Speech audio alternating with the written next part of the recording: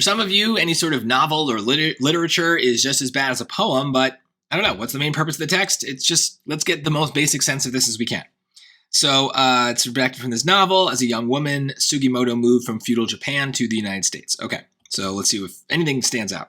The standards of my own and my adopted country differed so widely in some ways, and my love for both lands was so sincere that sometimes I had an odd feeling of standing upon a cloud in space and gazing with measuring eyes upon two separate worlds. Two worlds, there's a difference, okay.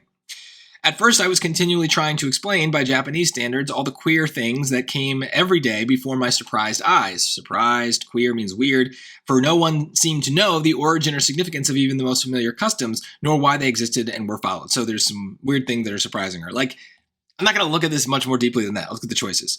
So what's the main point? To convey the narrator's experience of observing and making sense of differences between two cultures she embraces. Does she embrace them? Well, she says she loved both lands, so okay, fine. Her experience of observing, that's very general, but I don't know, hard to prove wrong, right? Seems like she's having an experience, seems like she's observing things. Seems good to me. Let's look at B. To establish the narrator's hope of forming connections with new companions by sharing customs she learned as a child. Is it about new friends? I don't think so. It talks about the customs, maybe. Is she sharing them? See, these are strong words that don't necessarily have a connotation, but they have a very specific meaning. And I'm trying to figure out if there's any other words in the passage that support that same meaning. I don't think so. So this doesn't seem right to me. C, to reveal the narrator's recognition that she is hesitant to ask questions about certain aspects of a culture she is newly encountering. This sounds very negative. The passage does not, right? She has love for both lands. Maybe she's surprised. Yeah. I was continually trying to explain. I don't know. It doesn't seem that bad. So reveal the narrator's recognition that she is hesitant to ask questions. It just, things are weird to her, but I don't get the sense that she's like afraid, right? That's kind of what hesitant means. So this is just weirdly negative, whereas A is much more neutral, right? So the passage also feels kind of neutral, even bordering on positive. Let's look at D.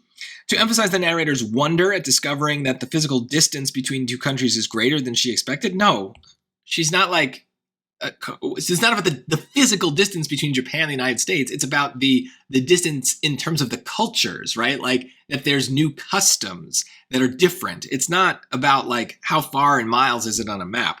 No, totally wrong. I wouldn't think too hard about this. It's definitely A.